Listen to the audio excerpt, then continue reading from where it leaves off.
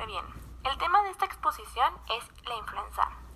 El equipo de trabajo detrás de esta presentación son mis compañeras Estefania Michel, Yasmin Ontiveros, Giselle Ruiz, Nancy Sornosa y su voz expositora Mariana Guzmán, del grupo 4 de la licenciatura de Medicina.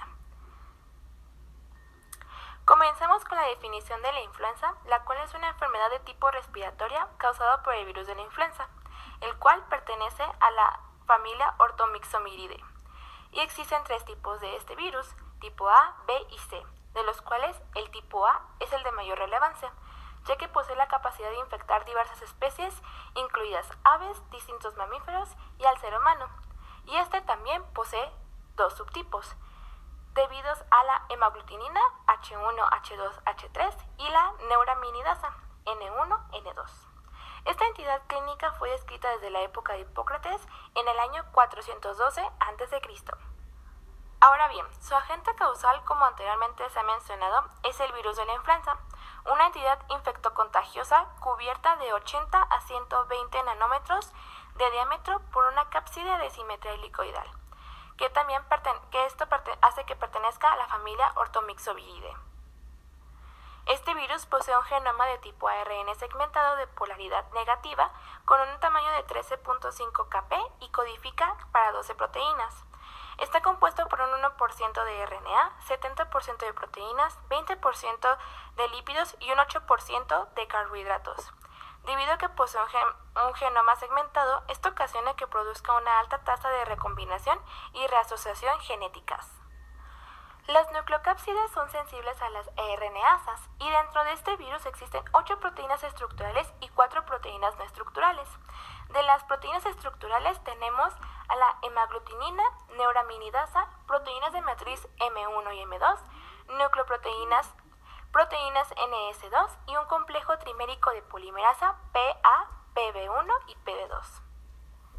Hablando un poco más de la hemaglutinina y la neuraminidasa, la hemaglutinina es una proteína de unión que permite al virus entrar a las células epiteliales del tracto respiratorio, mientras que la neuraminidasa facilita la reproducción viral desde la célula.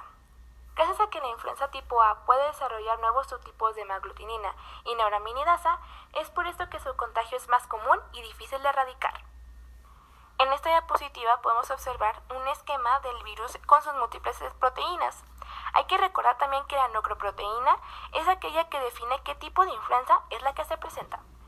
Ahora, hablando de su epidemiología, tenemos que el principal reservorio del virus tipo A son las aves acuáticas. En estos hospederos el virus es benigno, es decir, no les molesta de manera directa, pero al transmitirse a mamíferos y aves de corral, los virus evolucionan rápidamente y pueden evadir la respuesta inmune. A lo largo de la historia de la humanidad han existido pandemias asociadas a los subtipos de la influenza tipo A, H1, H2 y H3. La primera pandemia fue en 1918, dada por la influenza H1N1. Después, en 1957, fue dada por el subtipo H2N2. Para 1968, una nueva pandemia fue dada por el subtipo H3N2, mientras que la pandemia más reciente fue en 2009, causada por la influenza H1N1 en nuestro país. En esta imagen, que no se puede apreciar muy bien, describen las formas en las que una cepa viral puede transmitirse de una especie animal a otra. Tenemos a la especie hospedera en la cual se encuentra la cepa de influenza tipo A. Esta hace su transmisión del virus a un hospedero intermediario como una gallina o en este caso un cerdo. Después, dentro de este nuevo hospedero, la cepa viral comienza un proceso de replicación y recombinación genética hasta lograr el desarrollo de la hemaglutinina y neuraminidasa en cualquiera de sus tipos, teniendo como resultado una cepa patógena para el hospedero, debido a las condiciones que propició para su desarrollo. Esta cepa, en contacto con un ser humano, también puede transmitirse a este mismo. Desde el 2009, la vigilancia epidemiológica de la influenza en México se ha mantenido sin interrupciones. Durante 2013 se realizó el reforzamiento del sistema de vigilancia epidemiológica de influenza, SISB-Flu, y gracias a ello la respuesta eficiente de las unidades de salud monitoras de influenza, USMI, activas en el país proporcionan información oportuna para la población sobre la enfermedad. Regresando a los tipos de influenza, los tipos A y B, como nota extra, poseen una antigenicidad que cambia constantemente, lo que los vuelve potenciales pandémicos al tipo A y epidémicos tipo B, mientras que el tipo C solo se presenta en casos esporádicos. La temporada de influenza estacional presentó un descenso a partir de la semana 11 del presente año. El subtipo viral que predomina es el AH1N1, con un 47%, seguido por la influenza B, con un 30% de los casos de influenza AH3N2 con una menor frecuencia de 19%, y la influenza A no subtificable con solo 4%. Hasta la semana 19 se han confirmado 6.305 casos positivos, teniendo un predominio en las mujeres con un 54%. Ahora bien, tenemos el cuadro clínico en el cual está caracterizado por un periodo de incubación de 1 a 5 días. Esta enfermedad comienza con un dolor de cabeza, tos y escalofríos. Posteriormente aparece una fiebre que oscila entre los 38 grados centígrados y 40 grados centígrados. Malestar general y puede presentarse dolor torácico debido a la tos. Entre los hallazgos físicos incluyen estornudos, rinorrea e inflamación faríngea. También puede haber o no ganglios cervicales palpables y conjuntivitis. Por otro lado, los hallazgos de auscultación y radiografía son usualmente normales. En la imagen que se puede apreciar a la parte inferior derecha, tenemos una radiografía torácica donde se pueden observar áreas de aumento en la densidad del parénquima pulmonar con un patrón de vidrio esmerilado, basal derecho y consolidación subpleural izquierda. A medida que la fiebre disminuye, la tos pasa de seca a productiva, es decir, produce flema. Y una vez que tanto la fiebre como los síntomas respiratorios disminuyen, la tos continúa por 14 días más aproximadamente. Sin embargo, la influenza puede traer consigo complicaciones, y entre ellas la principal es la neumonía, que puede clasificarse como viral primaria, y esta se manifiesta en población de riesgo del virus o de neumonía combinada viral bacteriana, la cual es a partir de la susceptibilidad inmunitaria por el virus de la influenza, por lo cual alguna bacteria que desencadena la neumonía, como P. aeruginosa o S. aureus, puede aprovechar para afectar a los alvéolos por igual. En la imagen de la izquierda podemos apreciar una radiografía de tórax donde se observa un patrón infiltrado alveolar bilateral asociado con una neumonía típica. Entre su sintomatología podemos encontrar una fiebre alta, arriba de los 38 grados, tos, dolor de cabeza acompañados de algunos síntomas como escurrimiento nasal, enrojecimiento nasal, congestión nasal, dolor en las articulaciones, dolor muscular, malestar general, dolor al tragar, dolor de pecho, dolor de estómago, y en algunos casos es característico encontrar también diarrea. Aquí tenemos una imagen que muestra los principales síntomas que el IMSS propició durante su campaña contra la influenza. Entrando con el mecanismo inmunitario, el virus de la influenza es un agente que causa infecciones agudas con replicación viral confinada al epitelio de las superficies mucosas. Por esto, la respuesta inmune desencadenada durante el curso de infección se limita al nivel de las mucosas. Durante el curso de infección se producen anticuerpos contra las proteínas hemaglutinina, neuraminidasa, NP y M. Los anticuerpos que van dirigidos a las proteínas HA y NA son de tipo neutralizante y se asocian a una resistencia a la enfermedad y o infección. Aquí tenemos un diagrama en el cual nos muestran cómo la inmunidad innata actúa en este mecanismo inmunitario. Primero tenemos a la capa mucociliar, el pH del estómago, la presencia de enzimas como colagenasa y hyaluronidasa y tripsina. Hay una activación de células de la inmunidad innata en el pulmón por moléculas virales que son reconocidas a través del Toll-like receptors 8, TLR8, presentes en las mismas. Después tenemos la destrucción del virus por macrófagos y células dendríticas por el efecto del pH y de productos derivados del oxígeno como el anión superóxido, peróxido de hidrógeno, radicales hidroxi y óxido nítrico. Esto trae consigo una llamada tormenta de citocinas en las cuales hay una liberación de interleucina 1, factor de necrosis tumoral alfa, interleucina 6, interferón, interleucina 8, proteína inflamatoria de los macrófagos MIP1 y proteínas de fase aguda en el pulmón. La liberación de citoquinas se produce de manera autocrina y paracrina. En las células hospederas se envían señales a los linfocitos CD4 y otros leucocitos a través de la producción de citoquinas para su reclutamiento en el tejido pulmonar. Se producen prostaglandinas, en especial la 2. Las partículas virales de hemaglutinina y neuraminidasa actúan como pirógenos, lo que trae consigo la liberación de citocinas proinflamatorias, hiperactividad del sistema bronquial y obstrucción de las vías aéreas, y existe un infiltrado de leucocitos, destrucción de las células infectadas, un aumento de la presencia de citocinas y de quimiquinas, y a esto lo denominaremos proceso inflamatorio. Ahora, tenemos este esquema en donde describiremos la acción de la inmunidad adaptativa, donde la respuesta inmune mediada por anticuerpos para la neutralización viral, donde los anticuerpos anti-hemaglutinina tienen la función de neutralizar al virus, impidiendo su unión al ácido ciálico. Además, estos anticuerpos neutralizantes dejan marcado al virus para el proceso de opsonización, mientras que los anticuerpos anti-neuraminidasa reducen la liberación del virus de las células infectadas, ya que la neuraminidasa libera partículas virales en el ácido ciálico. Por otro lado, en la respuesta inmunocelular mediada por los linfocitos T, estos, ante la amenaza del virus de la influenza, liberan citocinas inflamatorias pertenecientes a una respuesta Th1. Las células T antígeno específicas activadas producen varias moléculas efectoras para la eliminación de la infección, y así, a su vez, favorecen la inflamación y el daño tisular.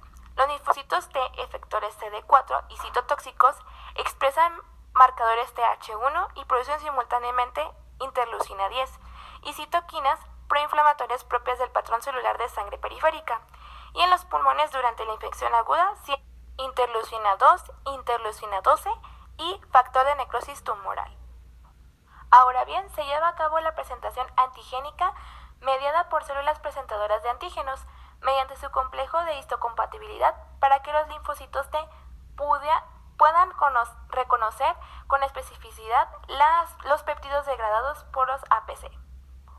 En el diagnóstico tenemos múltiples pruebas que nos pueden confirmar la presencia del virus en el organismo. Primero tenemos las pruebas de diagnóstico rápido de influenza, entre las cuales tenemos las pruebas ELISA, que son usualmente inmunoenzimáticas, que emplean anticuerpos monoclonales dirigidos contra las proteínas de los subtipos A y B. Dichos anticuerpos se encuentran en una tira reactiva a la cual se le adiciona la muestra tomada de la nasofaringe en solución. Si esta muestra tiene antígenos virales, estas reaccionarán con los anticuerpos monoclonales dando un resultado positivo en aproximadamente 15 minutos. Aquí tenemos un esquema de cómo se realiza la prueba ELISA. Primero, se inserta un hisopo con la muestra del paciente en un tubo con el reactivo de extracción y se dan 3 vueltas a la mezcla haciendo presión contra la pared del tubo. Después, se reposa por 1 minuto. Pasado este tiempo, se retira el hisopo de la solución con movimientos circulares contra la pared del tubo haciendo presión, y por consiguiente se inserta una tira de reactivo con los anticuerpos monoclonales, dejando las flechas en la solución. Se esperan 10 minutos para observar su reacción y poder interpretar los resultados. Si es un resultado positivo, podemos observar una línea de color rosa acompañada de la línea azul de control de prueba. En el caso de que sea negativo, solo se muestra la línea azul de control de prueba. Cabe resaltar que la técnica ELISA también es un método que se basa en la reacción de los anticuerpos de la muestra con el antígeno unido a la superficie del poliestireno. Las inmunoglobulinas no unidas por reacción con el antígeno son eliminadas en el proceso de lavado. Posteriormente, la globulina antihumana reacciona con el complejo antígeno-anticuerpo y la que no se une es eliminada por los lavados. La que está unida reacciona con el sustrato para dar lugar a una reacción coloreada azul que cambia a amarillo tras la adición de la solución de muestra, que en este caso sería sangre. También en las pruebas de diagnóstico tenemos los ensayos moleculares de detección rápida y entre estos se encuentra la RT-PCR, reacción en cadena de la polimerasa con transcriptasa inversa.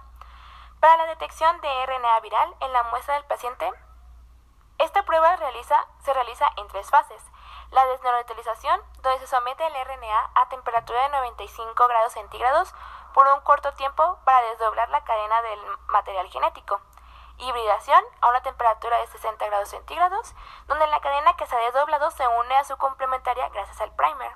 Y la extensión, en la cual se somete a una temperatura de 72 grados centígrados para amplificar la cadena creada previamente, dependiendo de la cantidad de amplificaciones, se puede dar el resultado negativo o positivo. En el tratamiento tenemos principalmente el uso de antivirales como los inhibidores de neuraminidasa, como la oseltamivir y la zanamivir, que de manera comercial lo encontramos como Relenza, el peramivir o mejor conocido como Rapívalo, el Baloxavir marboxil o Sofluxa en su versión comercial y la amantadina y la rimantadina. Por último, aquí presentamos nuestro caso clínico, el cual es bastante extenso y quisimos proporcionarlo de manera de línea del tiempo para su mejor comprensión. Bueno, comencemos con el día 8 de mayo, cuando el paciente masculino de 45 años acude a urgencias refiriendo sufrir de mialgias, artralgias y malestar general con 24 horas de evolución.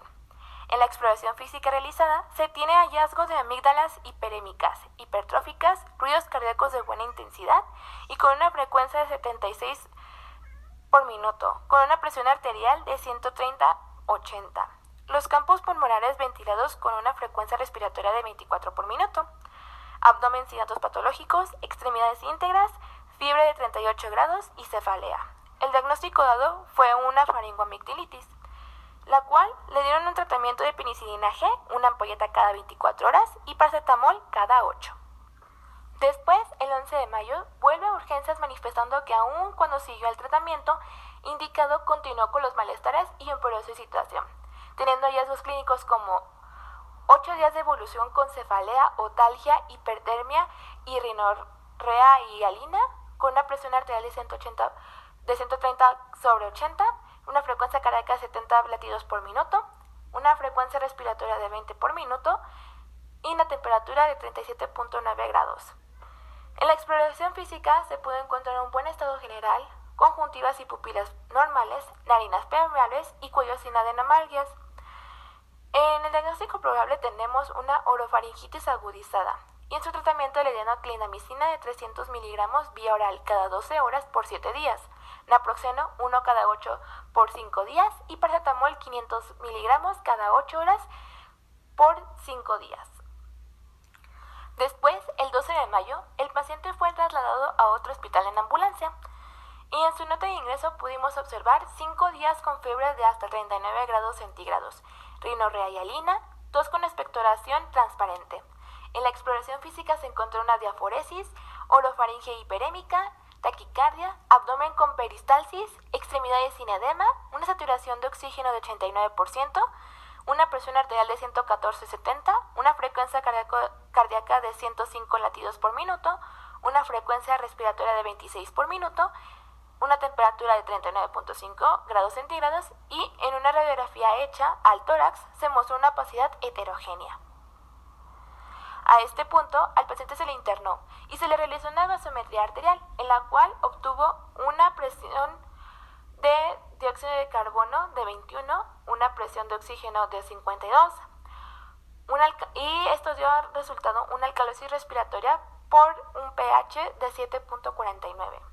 El diagnóstico fue dado como una insuficiencia respiratoria tipo 1 debido a una neumonía adquirida en la comunidad, y en su tratamiento se dio oseltamivir, cefalosporina, oxígeno suplementario.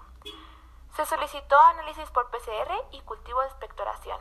Durante su estadía en el hospital, cursó con falla renal, acidosis metabólica, dificultad respiratoria progresiva, requirió de asistencia mecánica ventilatoria y atención en la unidad de cuidados intensivos. Para el 13 de mayo se le realizó una tomografía computarizada de tórax donde mostró opacidades heterogéneas con aspecto nodular en la periferia de ambos campos pulmonares. Y el 19 de mayo una fibronoscopía reveló unas excreciones purulentas a nivel de la laringe y tronco de basales y segmento. Para el 20 de mayo se confirmó la influenza H1N1 y durante su estancia en el UCI se dio el tratamiento de oseltamivir 75 miligramos cada 12 horas por 5 días, ceftriaxona, claritromicina y amicacina. Y conforme al resultado de los cultivos se ajustaron a los antibióticos. La evolución fue satisfactoria y el paciente ingresó a piso, siendo dado de alta el 12 de junio. Por último, tenemos aquí nuestra evidencia de nuestro trabajo colaborativo por medio de la plataforma Zoom. Y aquí presentamos nuestras referencias bibliográficas. Y de nuestra parte es todo. Gracias por su atención.